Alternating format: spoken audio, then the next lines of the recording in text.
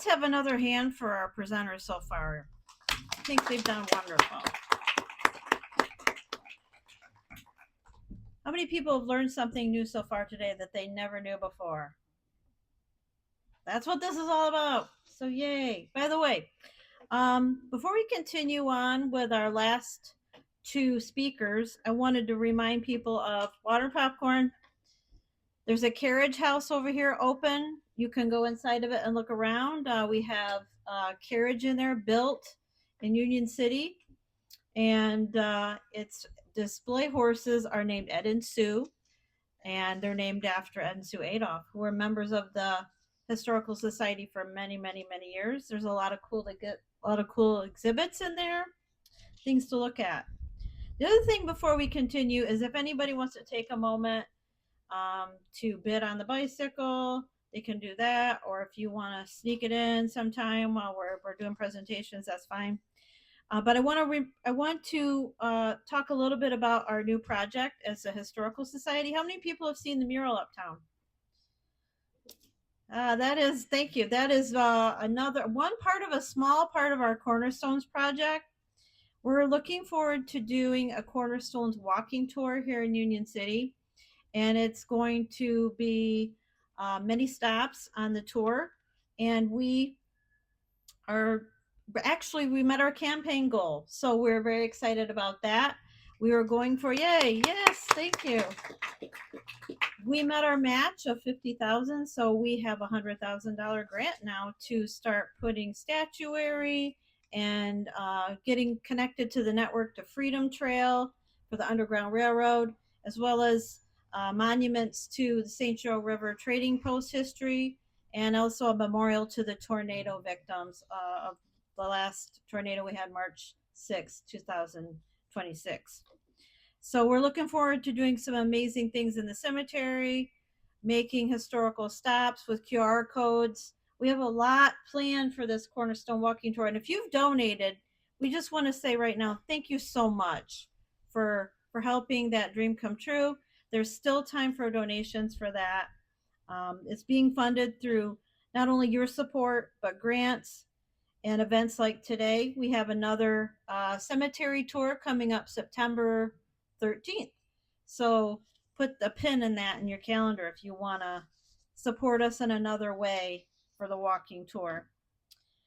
It's going to be a self-guided experience that will tell the stories of people, businesses, homes, landmarks that have shaped our community. John Zimmerman, we hope to have a lasting monument at his site, as well as a monument uptown for the Underground Railroad. We really thank you so much. And we also invite you to become a member, a new member to our organization. We're always taking new members. So without new members, there's not going to be, future Union City Society for Historic Preservation. So keep thinking and supporting our organization. For our final presentations, we have two conversations, more or less with two individuals that have spent their almost entire lives, right? Almost in Union City. And it brings history into two people that remember a lot about what Union City was like before we, had the Historical Society. So today we're going to talk with, first of all, Mark Hitchcox and Bill Avery. So first, let's welcome Mark. Mark, come on up here, Mark Hitchcox. He is also a member of the Historical Society. He's going to share his high school memories and his parents a little bit about the dairy they owned, right? You ready? Take it away. All right. Thank you, Mark. Well, first of all, I didn't spend most of my life in Union City, 22 years, and then I moved to Battle Creek, and then almost 24 years since I've been back. So that's 46. It's a good share of it, that's for sure. So I've been asked to share my experience in growing up in Union City from the middle 40s to probably about the middle 60s. And I grew up on High Street, and we had a lot of kids in that neighborhood, and that was about the time television was coming on, and most people were starting to get television, but we didn't spend a lot of time in television. We we're outdoors most of the time. And one thing we used to do in the evening in the summer was play a lot of hide and go seek. Some of us played marbles, some of us played tag.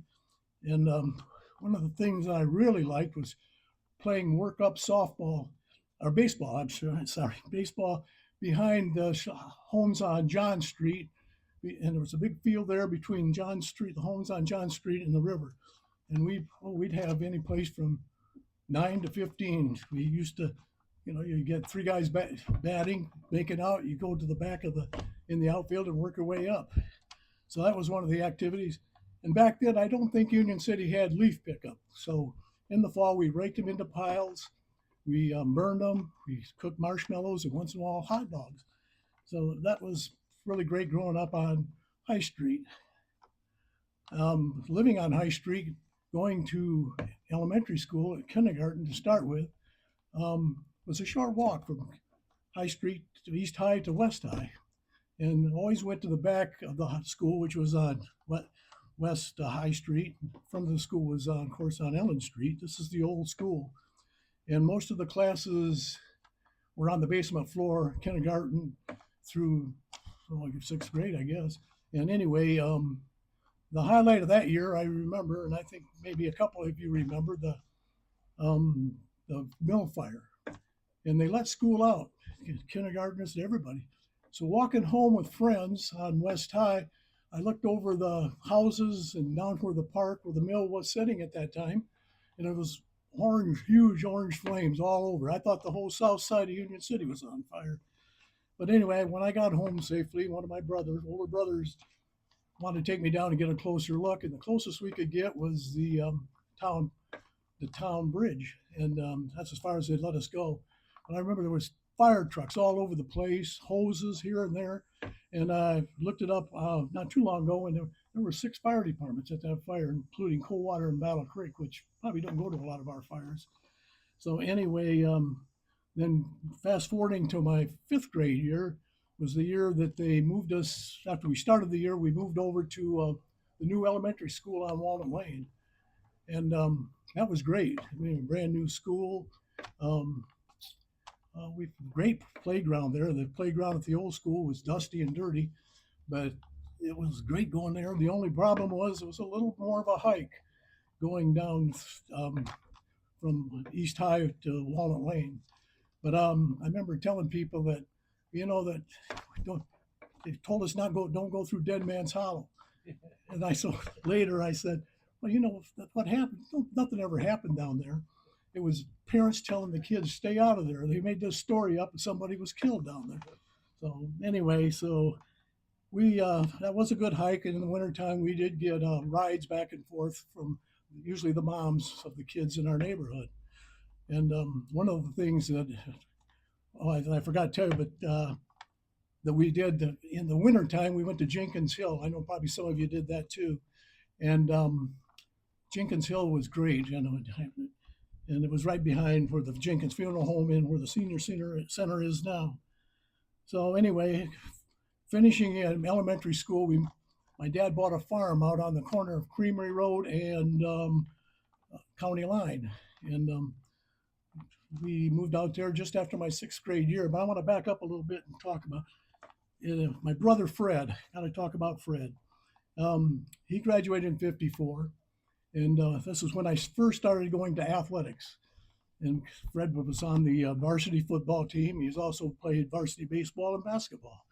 So during the Athens game, Athens has always been our arch rival.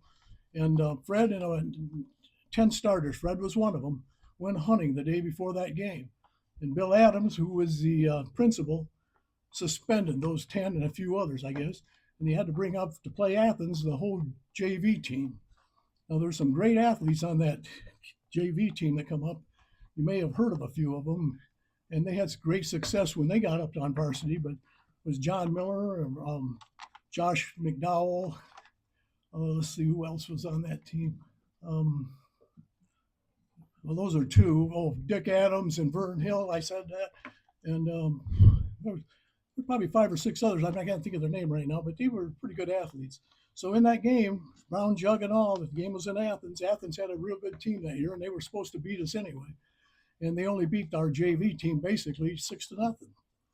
So when these kids moved up and became varsity, they had pretty good success. They won the Little C, not the Big Eight as it is now, the Little C conference. They tied Reading for the football championship. Then they finished second to Brunson in basketball. We were 11-3, but Brunson, who was probably our second arch rival, was 14-0. And the reason they were in basketball, the reason they were our arch rival, because they were good in every sport in those years. And so, anyway, the basketball team on that year finished, like I said, second, but they did win the Homer District Tournament. I think that might have been the first district tournament Union City won in basketball. And they went up to play Western against a team called Eau Claire, and they knocked us out in the first game of the regional. But they also knocked out an undefeated Brunson team later in that tournament. So anyway, when they graduated, I was playing JVs at that time in basketball, football, baseball.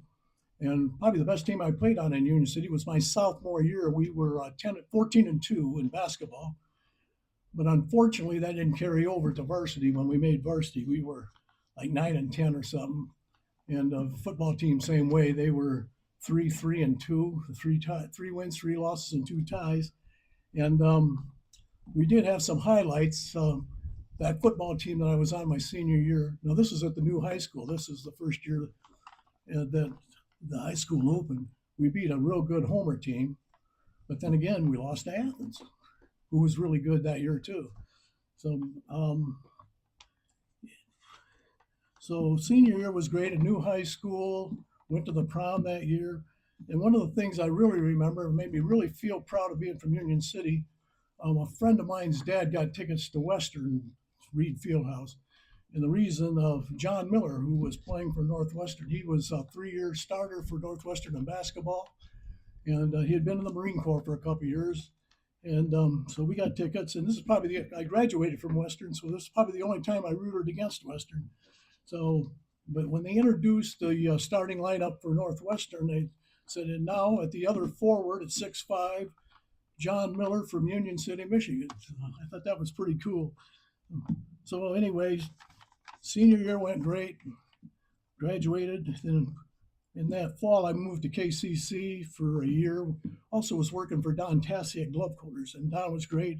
I could figure out my own schedule for working around my school. Then 1 year was enough at that time for college, so I continued to work for Don up until spring, or it'll be the fall of '64.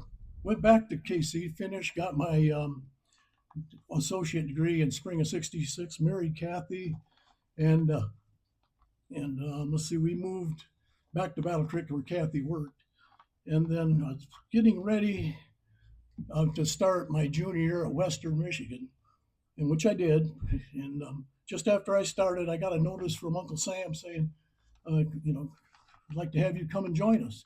And this was when Vietnam was really getting big and hot. So, and they told me I could, I pretty much ran out of deferments. I had 2S school deferments. I had job deferments that Don Tassi got me. But anyway, so let's see, they said I could finish the semester, but I said I didn't want that hanging over my head. So I dropped out of school, and I was past the time to get my tuition back. But because I was drafted by the Army, they give it all back. So anyway, they got drafted in February of '67. Went to Fort Knox, got to see the 3 great hills there, Heartbreak, Misery, and Agony, and went up and down all of them. And spent 8 weeks there. Fort Knox, just south of Louisville, very cold in the first 6 weeks there. Then it got warm. Then they sent us on to advanced infantry training, which was in Fort Polk, and that was quite interesting too.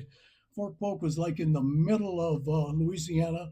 It was a post that they mothballed after World War II, but when Vietnam got going real hot, they reopened it, and that's where I took my advanced training, infantry training, and then At that time, you knew if you were drafted that you're probably 85, 90% you're going on to Vietnam, which I did.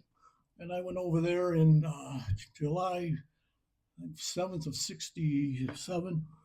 Was was over there until, let's see, November. We didn't get much action. I was, of course, the infantry, other companies in our battalion did, but not us. We got a little sniper fire here and there, but on um, Veterans Day 2011, 2067, I was shot in the shoulder with, well, shrapnel. It was probably, I don't know if it's a grenade or whatever. And they got most of it out, not all of it. So I went on disability, which I'm still on for that, even though it really hasn't bothered me too much. So wound up finishing that term. Back then, you had a year to serve, and you didn't have to go back like these kids today. They in the Gulf Storm, and they go back 2 or 3 times, and they really don't have a choice. So once I got out of Vietnam, which was very lucky, um, um, they sent me to Fort Meade. I had a month off, and they sent me to Fort Meade. Fort Meade is between Washington, D.C. and Baltimore. And most of the soldiers there were either E5s, Sergeant E5s like I was, most of them just back from Vietnam, or privates who were just out of basic training, and they were coming to Fort Meade to do their AIT. And the Army wanted me to do a class, usually about 40 recruits. And I didn't really want to. I didn't want to, but you didn't tell the Army. Make sure you do it. But anyway, they gave me a manual of World War II to teach these kids that will be going to Vietnam. And I couldn't tell them what 85% of what I'm telling you probably will never apply to you, but there were majors and captains and some once in a while a colonel, never a general, but were attending my classes, so I couldn't really tell them that. So anyway, did the 6 months there. Then I got out of the Army, moved back to Union City for a short time, and lived at Jerry Davison's Hilltop House. And then we moved to Battle Creek where Kathy worked. And that's pretty much it. Mark, what are your memories of living at Hilltop House? What do you remember as a? I just remember liking it. It was got a little bit. Have you ever been in there? No, Oh man, it was pretty cool. I know other people have been in there. Yeah. Well, the Dick and Sharon Divert I know lived in there. Yeah, it wasn't very long. All I remember, my dad delivered milk, and I made sure that he delivered milk to us in that time. So anyway, I went back and restarted at Western Michigan again at my junior year, and this time I was on the GI Bill, and I did finish 3 years later, and was hired in General Motors in '69, and stayed there in Kalamazoo. This is in Kalamazoo. Stayed there until '93. Then I transferred because of announcement of our plant closing in Kalamazoo, and transferred to Saturn in Spring Hill, Tennessee, which I did almost 10 years, and then retired and moved back to Union City. Kathy and I raised our family in Kalamazoo. I love Kalamazoo. I love working there. I love living there. But our goal was always moving back to Union City because Union City always seemed like home. Thank you.